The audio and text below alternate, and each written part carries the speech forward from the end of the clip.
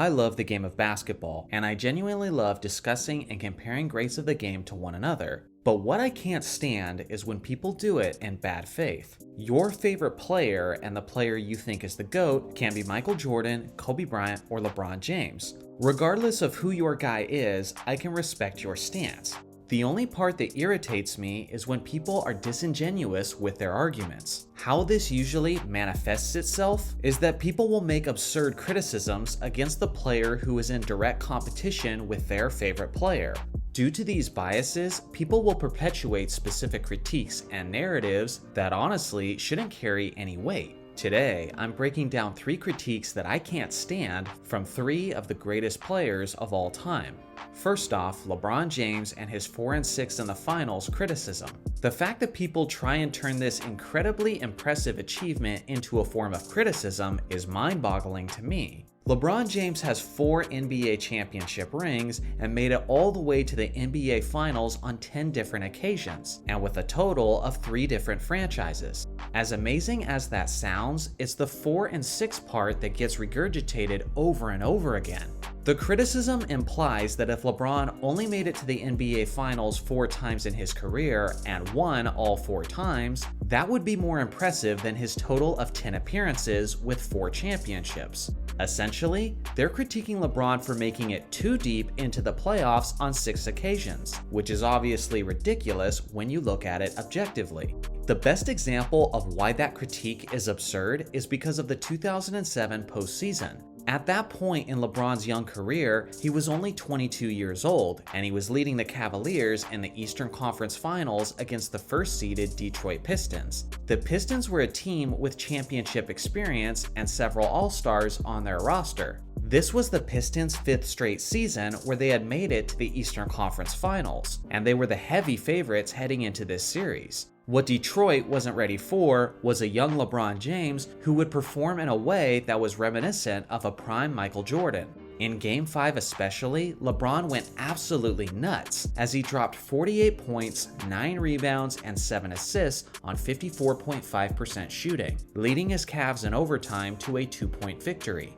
To say that James carried his team to victory would be a massive understatement, as LeBron scored the final 25 points for the Cleveland Cavaliers. In my opinion, this is one of the top 3 greatest playoff performances in NBA history, and it was done by a kid who wasn't even old enough to rent a car in most cases. The Cavaliers absolutely had no business beating the far more experienced Detroit Pistons that series, but thanks to LeBron's legendary performance, the Cavs were able to achieve the unthinkable. Now imagine using this performance as a criticism against LeBron's legacy. Sounds crazy, but that's exactly what people are doing when they mention the 4-6 narrative. Because LeBron's Cavs went on to lose in the NBA Finals against the dynastic San Antonio Spurs. By the logic of the 4-6 critique, it would have been better for his legacy if LeBron never dropped those 48 points, he never scored the Cavs' final 25, and instead just laid over while the Pistons routed them out of the playoffs. Of course, that's stupid. So even if you're a Jordan guy, don't make this disingenuous critique and punish a player for something that should be appreciated. Speaking of which, next we're looking at Michael Jordan and the critique that he kept losing in the first round before Pippen showed up. Anytime anyone makes this criticism, I assume they did it either because they're so biased against Jordan that they ignore the truth, or because they're so young, so they're obviously gonna be naive about the details of that era. Scottie Pippen wasn't drafted until the 87-88 season, which means that Jordan's first round critique is based on his first 3 seasons in the NBA. So let's take a look at those. MJ had one of the greatest rookie seasons of all time, as his regular season numbers appeared extremely similar to Kobe Bryant's lone MVP season. You could even argue that Jordan's numbers were better. A rookie Jordan improved the Bulls' 11 wins over the previous season, and despite having no other All-Stars in the roster, he was able to carry them to the 7th seed in the Eastern Conference. The team they were going up against in the first round was an extremely stacked Milwaukee Bucks squad, who had multiple All-Stars and who had won 59 games throughout the regular season. Along with their high-powered offense, the Bucks had the second best defense in the entire league. The leader of that defense was one of the greatest wing defenders of NBA history, Sidney Moncrief, who was in the prime of his career and is still the only guard in NBA history to win the Defensive Player of the Year award multiple times. Yes, a rookie Michael Jordan lost that series, but his clearly inferior squad was never expected to win in the first place, and despite being guarded by one of the greatest wing defenders of all time, he still had a pretty monstrous series on an individual level. Blaming Jordan for losing in the first round of 1985 would be ridiculous. Then we gotta look at the next two seasons, 1986 and 1987. Once again, Jordan had monstrous seasons individually, but he was still the only all-star player on the Chicago Bulls. After breaking his foot early in the 1986 season, he went against the doctor's wishes and returned to action early and proceeded to drag his Bulls into the 8th-seeded spot of the playoffs. Waiting for them in the first round was a team that some people still think is the greatest team in NBA history, the 1986 Boston Celtics. Most basketball historians agree that at the very least, these Celtics were a top 5 team of all time. They won 67 games throughout the regular season and had the best defense in the entire league. At that point, Jordan was the only Hall of Famer on the Bulls squad. The 1986 Celtics had 5. Despite going up against one of the greatest teams and defenses of all time, Jordan averaged nearly 44 points, 6 rebounds, 6 assists, over 2 steals, and more than 1 block on over 50% shooting from the field. Included in that stat line was the greatest scoring performance in playoff history, when Jordan dropped 63 in Boston Garden. The highest scoring playoff performance of all time was against a number 1 ranked defense. Once again, blaming this first round loss on Jordan would be incredibly stupid. The next season, despite his weak supporting cast, Jordan improved the Bulls by 10 wins, but that still only landed them the 8th seed in the Eastern Conference. So waiting for them once again in the first round was the exact same super team Boston Celtics. Yet again, Jordan did his part, exploding statistically over the course of the series. But the Celtics' 5 Hall of Famers were clearly too much.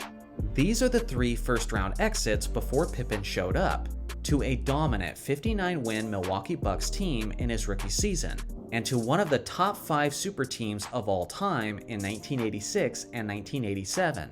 Back in the day, you would have been considered a fool to think that Jordan was going to beat any of those teams by himself. Yet some people today act like he should have done just that. The following season was Scotty's rookie year, but Pippen was a very slow bloomer and took time to develop his game both offensively and defensively.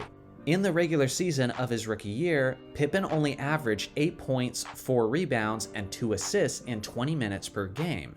Of course, this was the year the Bulls finally got past the first round. And according to the Jordan naysayers, it's not because Jordan averaged 45 points, 5 rebounds, 5 assists, 3 steals, and 1.5 blocks on 56% shooting over the course of the series. Certainly not. It was because Pippen arrived just in time to save the day off the bench, as he averaged 10 points in 27 minutes per game.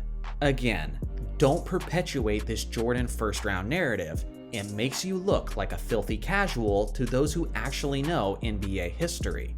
Last on the list is Kobe Bryant and the critique that he blew a 3-1 lead in 2006 against the Suns. Kobe's 05-06 season is famous among basketball enthusiasts, and for good reason. It's the season where he scored 62 points in 3 quarters against that year's Western Conference champions, the Dallas Mavericks, and is where he scored 81 points against the Toronto Raptors, which is still the second highest scoring performance of all time. In that regular season, Kobe averaged 35.4 points per game and was named first team all-defense. That is still the highest scoring season ever for a player who also made first team all-defense. In order to make the playoffs, this Herculean effort was required of Kobe, as his roster was devoid of talent outside of Lamar Odom. Guys like Kwame Brown, Luke Walton, Chris Mihm, and Smush Parker were consistently in the starting rotation. On most Western Conference teams, those same players would have struggled to get a roster spot. Regardless, Kobe led his Lakers to 45 wins throughout the regular season, which was good enough for the 7th seed in the Western Conference. Waiting for them in the first round of the playoffs was the far more talented and deeper Phoenix Suns. Heading into the series, the Lakers were considered as significant underdogs. Regardless, the first 4 games in the series ended up being extremely close, where each contest could have gone either way. In Game 4 especially, Kobe provided late-game heroics, and with his iconic game-winning buzzer beater, the Lakers took an improbable 3-1 lead in the series. Now, did the Lakers go on to lose the series? Absolutely. But unlike, say, the Golden State Warriors in 2016, the Lakers weren't these massive favorites heading into the series, and were basically playing with house money. Before the series, no one thought the Lakers would ever get up 3-1 in the first place. So when the Lakers went on to lose the next 3 games against Phoenix, not many of us were actually surprised by that, because we knew how lucky the Lakers were to get up 3-1. The other reason why I think the blowing a 3-1 lead critique is absurd is because Kobe had likely the best playoff game of his career in Game 6. Down the stretch, Kobe was consistently hitting insanely tough shots that the Lakers absolutely had to have. And on the night, he finished the game with 50 points, 8 rebounds, 5 assists, and 3 steals on a stellar 66.4 true shooting percentage. The Lakers should have won that game as well. The Lakers were up by 3 points with only seconds left in regulation, but Los Angeles consistently blew opportunities to secure the loose ball and the defensive rebound. And as a result, Tim Thomas hits a 3 to tie the game, which sends it to overtime. If the Lakers secure that rebound, they win the series, and Kobe is being praised as a hero for one of the greatest playoff performances of all time. But because Lamar Odom didn't box out for that board, the Lakers go on to lose, and Kobe is blamed for blowing a 3-1 lead. Isn't it crazy how one moment completely unconnected to the superstar player can decide the narrative about that superstar player? There is the highly debated topic about Kobe quitting in Game 7, which I personally don't believe he did, which involves an in-depth explanation and will eventually get its own video. Point being, Kobe didn't blow the series based on his play in the final 3 games, and the Lakers were never considered the better team in the first place. So to critique him for, quote, blowing a 3-1 lead seems a little unfair when you consider the circumstances of that series. So what do you guys think? What is a basketball critique that drives you insane? Let me know in the comments section below. Thanks for watching as always. Make sure to like and subscribe for more basketball content, and I'll see you guys in the next video.